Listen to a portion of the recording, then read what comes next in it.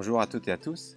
Ça me fait très plaisir de vous accueillir aujourd'hui au Mas de Lusière pour notre série En quête de sagesse, les interviews. Et aujourd'hui, j'ai le plaisir de t'accueillir, Julie. Ça me fait très plaisir de t'accueillir ici parce que déjà, notre rencontre s'est déjà passée il y a une quinzaine d'années. Ouais. Donc c'était une belle rencontre sur des parcours complètement différents mais qui se sont rejoints. Et depuis ces 15 années, on a vraiment pris le temps de se connaître, d'œuvrer ensemble, d'enseigner ensemble, de co-enseigner. Et aujourd'hui, c'est vrai qu'on a des projets de créer une formation de professeur de yoga. Mais avant d'aller jusqu'à cette étape-là, moi, ce qui m'intéresserait aujourd'hui, c'est de rencontrer justement Julie et surtout ton parcours, cette quête de sagesse. C'est surtout aujourd'hui là-dessus que j'ai envie qu'on entre dans ce partage. Ok, avec plaisir. Alors, je sais qu'il a commencé très jeune. Je sais que tu as eu ce désir déjà très jeune d'aspirer vers quelque chose de plus grand que toi. Et puis aussi, tu l'as découvert déjà à travers la danse. Alors, je te laisse maintenant la suite. Hein. Ouais. C'est à toi de nous raconter ce beau parcours. Et qu'est-ce que pour toi la sagesse? Voilà aussi, ça sera important. Donc, j'ai commencé effectivement à danser très jeune et avec cette sensation que j'ai vraiment compris beaucoup plus tard, mais très jeune, j'ai senti que j'aspirais dans la danse à quelque chose qui était essentiel. Je pourrais peut-être nommer ce mot-là, essentiel. C'était, oui, une quête. J'ai œuvré pendant pas mal d'années dans un cheminement d'artiste et en ayant ce mot de quête très fort en moi. Mais pendant longtemps, je ne mettais pas le mot spirituel dessus. Peut-être l'indice, c'était une curiosité, un questionnement sur le divin, sur Dieu, sur la construction de l'univers, sur notre présence sur Terre. Et l'autre indice, c'était que quand mes parents voulaient me mettre au catéchisme, je demandais souvent à remplacer. Donc du coup, j'ai fait le choix que mes heures de danse soient aux heures de catéchisme et soient l'équivalent de mes heures de catéchisme, en sachant que c'était essentiel. Et je leur disais, mais c'est là que je vibre, c'est là qu'il se passe quelque chose. Donc j'ai beaucoup investi ce territoire pendant quelques années.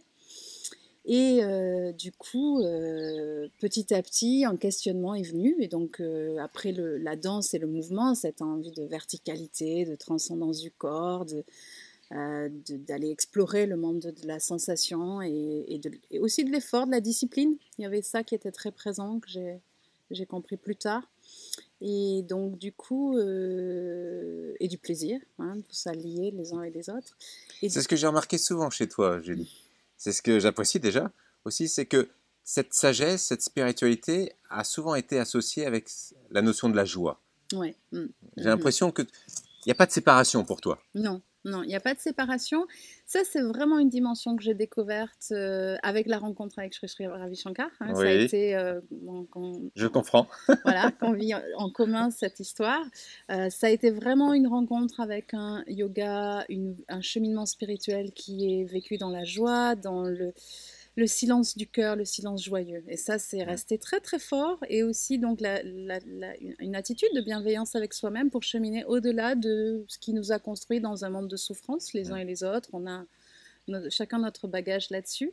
Et j'avais cette sensation qu'il y avait un espace dans lequel je pouvais me déployer au-delà de ça et vivre cet état de l'être. Hein, voilà. Comme ça a été vraiment une rencontre donc, dans cette retraite de silence où on s'est rencontrés en Allemagne. Et du coup, voilà, c'est venu vers... Il y avait un questionnement au début qui était plus psychologique, même si en fin d'adolescence, je lisais un peu Krishnamurti, donc j'étais intéressée dans une forme spirituelle de questionnement, mais c'était beaucoup pour passer par la psychologie. Je cherchais à comprendre comment ça fonctionnait, comment on pouvait transcender voilà, nos souffrances personnelles, nos questionnements.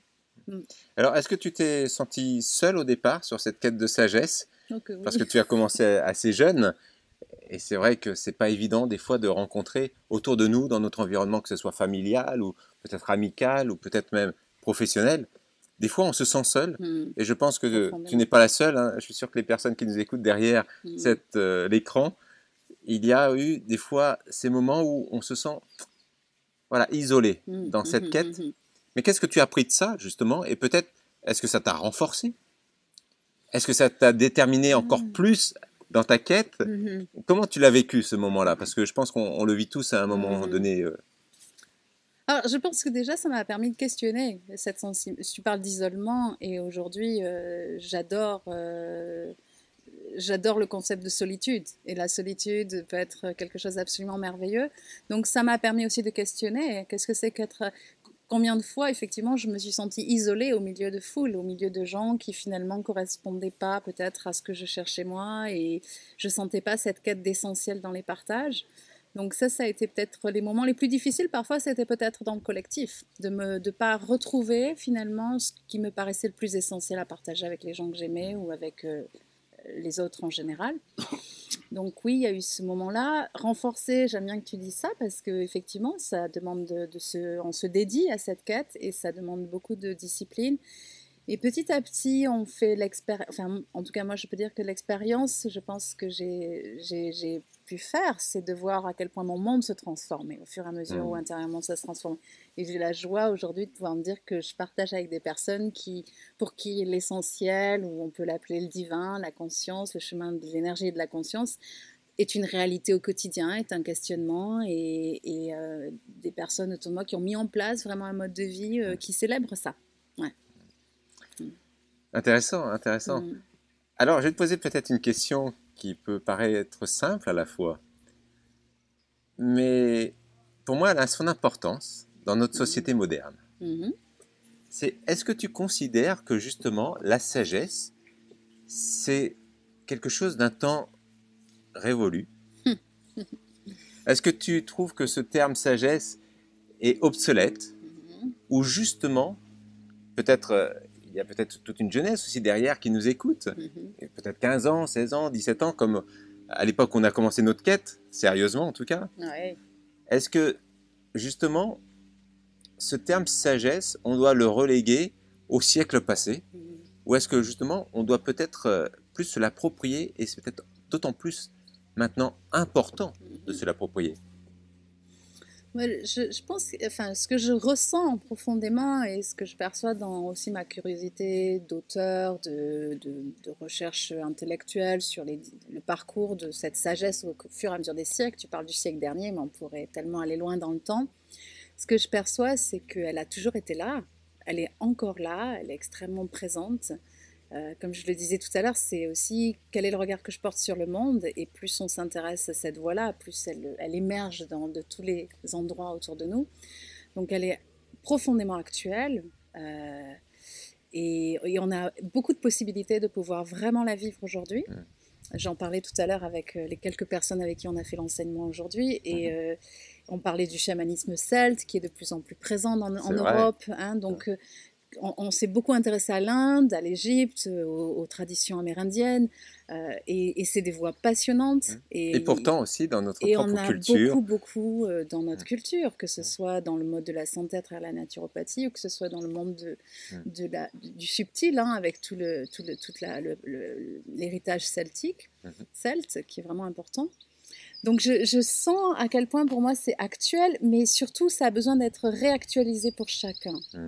Moi, ce qui est le plus important, c'est, oui, il y a ce qui se passe autour de nous, et il y a comment est-ce qu'on la réactualise intérieurement. Et aujourd'hui, je sens de plus en plus, pour moi, que c'est quelque chose qui devient une réalité, à laquelle je ne suis pas en train de reproduire des techniques qu'on m'a apprises, mais de plus en plus en train de sentir l'actualité intérieure, de vivre certaines pratiques, de me mettre en contact, ne serait-ce qu'avec les rythmes du soleil, les rythmes de la lune, ces choses-là. Ouais, c'est vraiment important. C'est vrai que de revenir beaucoup plus au naturel, au cycle naturel, dans une société où on les a quand même cassés, ces rythmes, on les a trafiqués, même un changement d'heure du soleil. Complètement arbitraire. C'est complètement arbitraire. D'un point de vue économique, ça avait peut-être un intérêt à un moment donné, mais sur les plans cycliques, il n'y a pas de sens. Oui, il n'y a pas de sens. Alors, au niveau de la sagesse, je reviens toujours sur ce terme, parce que c'est vraiment le blog En quête de sagesse, c'est vraiment pour partager cet amour de ce terme, et aussi de cette expérience. Pour moi, c'est vraiment une expérience, la sagesse. Ce n'est pas quelque chose qu'on relègue dans des livres poussiéreux. Non, c'est vraiment quelque chose de vivant. Alors, sur ta quête de sagesse, je dirais, si tu devais partager avec nos amis qui nous écoutent, quelles sont peut-être les deux choses importantes qui t'ont amené que la sagesse a pu t'amener comme transformation, qui t'a permis vraiment de franchir un cap dans ta vie? Si tu en avais 2 ou peut-être 3 hein, aussi. Alors, je renommerais vraiment le principe de ce qui est cyclique en nous. Hein, moi, petit à petit, je me rends compte que je sens mes automnes intérieurs, je sens mes hivers intérieurs, je sens mes printemps qui pulsent. Ça, c'est quelque chose pour lequel j'étais pas sensible, c'était la personnalité qui guidait. Aujourd'hui, l'être s'accorde plus, et même si je vis encore une grande partie de l'année en ville, je sens quand même qu'il y a ce cycle qui s'intègre, voire le cycle lunaire. Il y a une sensation d'être, et puis les cycles de nos vies personnelles. Donc ça t'a amené beaucoup plus d'écoute de tes propres rythmes. De mes propres rythmes et de l'univers dans lequel on vit. Ouais. Voilà, la résonance entre le macrocosme et le microcosme. Et réunifier les rythmes qui mettent les deux en accord. Et de la journée, j'étais pas quelqu'un qui était trop du matin, j'aimais les nuits en tant qu'artiste, j'aimais les nuits tardives à la chandelle, très romantiques. Et aujourd'hui, je pense qu'il y en a beaucoup qui vont se reconnaître aussi. Hein. Et je suis étonnée aujourd'hui de sentir pulser cette envie de voir le soleil se lever. Bon, il y a des endroits où je le vis encore plus fort, comme quand je fais mes séjours en Inde. Bien sûr. Mais même ici, en Europe, même en ville, je sens des matins où je me dis, mais je veux le voir émerger et je veux être là pour célébrer le jour qui se lève. Ah, c'est des choses que j'avais pas avant. Donc il y a cet aspect. C'est un aspect important. Essentiel. Donc ça, c'est vraiment, tu sens que cet aspect t'a été amené par cette quête. Ah oui, ça a été... au fur et à mesure où la conscience se transformait et qu'elle portait son attention sur d'autres choses, naturellement, il y a quelque chose qui s'harmonisait avec le grand tout, ou le cosmos, ou ce qu'on appellerait... Il y a cet aspect-là. Et le deuxième aspect, alors? Et puis, j'ai envie de te parler de ce que tu sais qui est ma grande passion, c'est le corps. C'est pas vrai.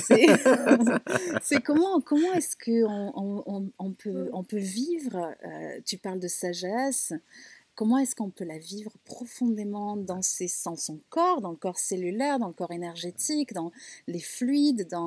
Et donc ça, c'est vraiment quelque chose que je continue à cultiver avec grande joie et je sens que cette écoute s'est vraiment affinée. C'est-à-dire les jours où je sens que mon mental peut avoir tendance à un petit peu flancher, sentir que il y a de la rumination.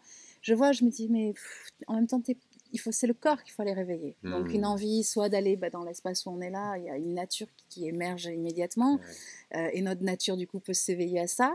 Et aussi par mes pratiques que tu connais, autant corporelles que fluidiques. Donc ce deuxième aspect, c'est vraiment l'incarnation de la sagesse dans chaque cellule. J'aime le mot vraiment embodiment en anglais, qui est vraiment cette manière d'incorporer cette sagesse et de la vivre depuis l'intérieur et dans la matière. C'est toute l'histoire de Shiva Shakti en même temps. Exactement. Donc ça, c'est vraiment quelque chose que m'a apporté cette voie, c'est de pouvoir rendre cette joie cellulaire. Rendre cette joie cellulaire, ça c'est beau ça. C'est beau. C'est beau. Principe de la vibration du corps. Exactement. Alors dans ce cadre magnifique, si je te posais la question de définir la sagesse, pour toi, voilà, c'est vraiment définir la sagesse dans le sens, chacun va s'approprier ce mot, chacun va s'approprier cette richesse, mais pour toi, quelle serait justement cette définition? Incarner, ça c'est un terme que j'utiliserais si je devais définir la sagesse. Incarner les différents principes, les lois de l'univers, en faire une réalité au quotidien. Faire une réalité c'est ce lien entre la conscience et l'énergie. Je ne fais que répéter ce que l'on raconte depuis la nuit des temps. Mais profondément, je définirais la sagesse entre le lien entre la conscience et l'énergie. Vraiment. Et comment, du coup, on incarne cette conscience dans le quotidien. Et comment elle devient un vecteur de notre énergie et de ce qu'on peut être dans le monde. Je dirais magnifique. Ça. Magnifique. Alors, je sais que tu enseignes beaucoup. Tu as ton centre de yoga, Yoga Connective à Nîmes. Tu as beaucoup d'étudiants. Et aussi, tu continues toujours à te former pour amener encore plus de richesse aux personnes qui te suivent, en tout cas sur lesquelles tu tu passes du temps à les accompagner sur cette voie de la sagesse, du yoga. Et aussi cette formation qui commence à naître hein, comme un bourgeon. Voilà. Alors, qu'est-ce que tu aimerais partager avec peut-être de ton expérience, peut-être de ta vie, en quelques mots? Qu'est-ce que tu aimerais partager à tous nos amis qui nous écoutent? Oui, que pour moi, ça a été, tu parles du studio et de l'enseignement, ça a été un vrai plaisir de découvrir à travers la transmission à quel point ça nous permettait de poursuivre notre chemin personnel. Hein. C'est quelque chose c'est un écho entre ce que l'on offre et ce que l'on reçoit sans cesse. Donc ça, c'est vraiment une partie très importante de ce que j'ai envie de partager et que vraiment, il y a une voie qui s'ouvre pour chacun d'entre nous. Il y a vraiment une voie qui s'ouvre sur la joie, sur une autre manière de percevoir. C'est vraiment la perception du monde qui se transforme hein, à travers le changement intérieur. Et Nataraj, j'espère, cette école de yoga que l'on a envie de mettre en place, que l'on met en place hein, là, en ce moment, pour moi, c'est vraiment aussi transmettre le cheminement qui permet de partager ce chemin de la conscience, d'en faire peut-être qu'on soit encore plus nombreux sur cette route-là et voilà. Magnifique. En tout cas, c'est toujours un plaisir de partager du temps ensemble, Julie. Ouais, et je sais que le bonheur, c'est qu'on va en passer encore beaucoup. Donc, c'est un vrai plaisir. Et puis, je suis content que tu aies pu aussi partager à nos amis. Parce que ton parcours, pour moi, je le trouve vraiment magnifique. Et non seulement magnifique, mais j'ai trouvé qu'à travers notamment tes étudiants que j'ai pu rencontrer, chacun peut se relier à ton parcours d'une façon tellement naturelle que j'ai remarqué qu'il y a beaucoup de concepts, des fois, que les personnes peuvent lâcher sur cette voie de sagesse. Et vraiment, avec ton exemple, j'ai vraiment ressenti qu'ils pouvaient vraiment associer, faire un travail profond, mais tout en gardant la légèreté. Oh, ça me fait plaisir de t'entendre dire ça. C'est tellement important. Hein, ouais, on le sait. C'est vraiment important. On le sait qu'on a des pièges à tous les coins si on ne fait pas attention. C'est clair. Donc oui, c'est rendre ce langage accessible à chacun. Ça, c'est la proposition de tous les textes sacrés, à mon avis. C'est comment lentement on peut rentrer dans quelque chose qui paraît être complètement secret, incompréhensible et le rendre accessible à chacun. Merci Julie. Merci à toi. Alors bien sûr, sous la vidéo, vous trouverez le lien pour accéder au site internet de Julie. Et c'était un vrai plaisir de t'accueillir une fois de plus pour cette émission Enquête de sagesse. Alors, Enquête de sagesse, c'est aussi un blog. Vous pouvez aller découvrir les articles, la connaissance, mais aussi, n'hésitez pas à poser des questions. Et ça me fera très plaisir de pouvoir partager avec vous toute, en tout cas, cette transmission de cette sagesse. Et puis, si vous avez aimé, et j'en suis persuadé, cette vidéo, n'oubliez pas de la partager avec vos amis, ça c'est important. Et puis aussi de cliquer sur le pouce. Vous pouvez également poser vos questions sous la vidéo. Je vous retrouve pour un prochain épisode bientôt avec un autre invité.